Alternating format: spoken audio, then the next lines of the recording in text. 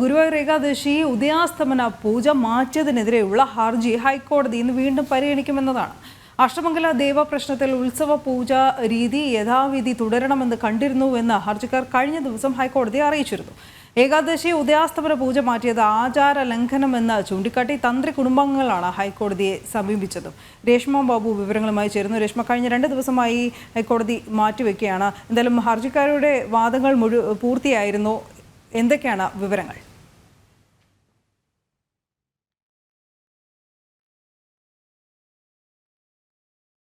ഗുരുവായൂരിൽ ഏകാദശി ഉദയാസ്തമന പൂജ മാറ്റാനുള്ള ഗുരുവായൂർ ദേവസ്വത്തിന്റെ തീരുമാനം ഏറെ വിവാദങ്ങളും എതിർപ്പും വിളിച്ചു വരുത്തിയിരുന്നു.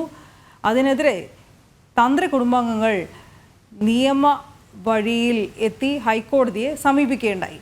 ആ ഹർജിയാണ് ഇപ്പോൾ ഹൈക്കോടതിയുടെ പരിഗണനയിലുള്ളത്. കഴിഞ്ഞ 2 ദിവസമായി കോടതി ഇതിൽ വാദം കേൾക്കുകയാണ്. രേഷ്മ, ഇന്ന് എപ്പോഴത്തേക്കാകും ഈ ഹർജി കോടതി പരിഗണിക്കുക?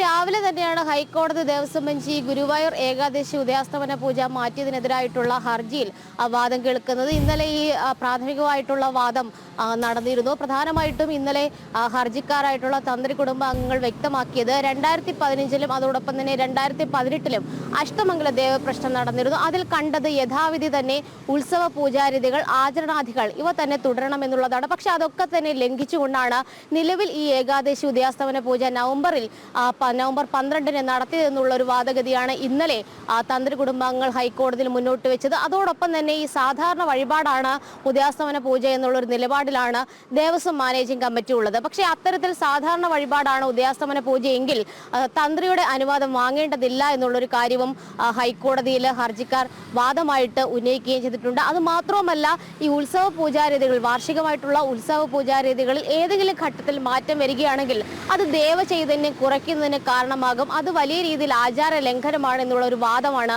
ഹർജിക്കാർ ഹൈക്കോടതിയെ അറിയിച്ചിട്ടുള്ളത്. എന്തായാലും ഇതുമായി ബന്ധപ്പെട്ട് ചില രേഖകൾ കൂടി ഇന്നലെ ഹർജിക്കാരുടെ അഭിഭാഷകൻ ഹൈക്കോടതിയിൽ സമർപ്പിച്ചിരുന്നു. അതിന്മേലുള്ള വാദമുഖങ്ങളായിരിക്കും ഇന്ന് ഉണ്ടാകുക.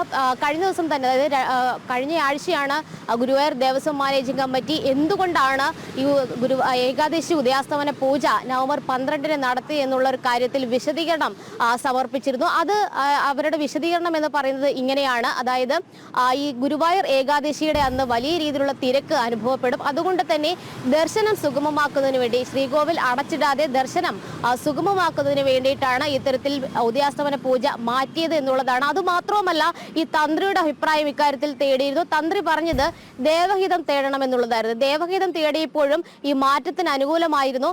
കൂടാതെ ഈ തന്ത്രി പറഞ്ഞിട്ടുള്ളത് ഈ ഉദയാസ്തമന പൂജ എന്ന് പറയുന്നത് വഴിപാട് മാത്രമാണ്, ആചാരമല്ല. അതുകൊണ്ട് തന്നെ അത് മാറ്റുന്നതിൽ പ്രശ്നമില്ല എന്നുള്ളൊരു നിലപാടായിരുന്നു തന്ത്രിയുടേത്. അതും കൂടി പരിഗണിച്ചുകൊണ്ടാണ് ഉദയാസ്തമന പൂജ, അതായത് ഏകാദശിയിലെ ഉദയാസ്തമന പൂജ നവംബറിലേക്ക് മാറ്റിയതെന്നുള്ളതാണ് ദേവസ്വം മാനേജിംഗ് കമ്മിറ്റിയുടെ നിലപാട്. എന്തായാലും നിലവിൽ ഈ ഹൈക്കോടതിയിൽ ഹർജിക്കാർ മുന്നോട്ട് വയ്ക്കുന്ന ഒരു വാദഗതി എന്ന് പറയുന്നത് ഉത്സവ പൂജാരീതികളിൽ എങ്ങനെയാണ് മാറ്റം വരുത്താൻ സാധിക്കുക, അത് ദേവന്റെ ഹിതം അറിഞ്ഞതിലടക്കം ചില ആ ക്രമീകരണങ്ങൾ, അല്ലെങ്കിൽ ആ സാധാരണ ദേവപ്രശ്നം നടത്തുന്നതിലടക്കം കുറച്ച് മാറ്റങ്ങളൊക്കെ ഉണ്ടായിട്ടുണ്ട്. അതുകൊണ്ട് തന്നെ ഈ ആചാര ലംഘനം അംഗീകരിക്കാൻ സാധിക്കില്ല എന്നുള്ളൊരു നിലപാടിൽ തന്നെയാണ് ഹർജിക്കാരുള്ളത്. അതിനോടൊപ്പം തന്നെ ഈ വിഷയത്തിൽ ഓദിക്കന്മാരും ചിറളയം കോവിലകവും കക്ഷി ചേരൽ അപേക്ഷ സമർപ്പിച്ചിട്ടുണ്ട്. അത് ഹൈക്കോടതി പരിഗണിക്കും. അത് പരിഗണിച്ച് അവർക്ക് കക്ഷി ചേരാനായിട്ട് അനുവാദം കൊടുക്കുകയാണെങ്കിൽ സ്വാഭാവികമായിട്ടും അവരുടെ വാദഗതികൾ കൂടി ഹൈക്കോടതി ദേവസ്വം ബെഞ്ച് കേൾക്കും. അനു. ശരി രേഷ്മ.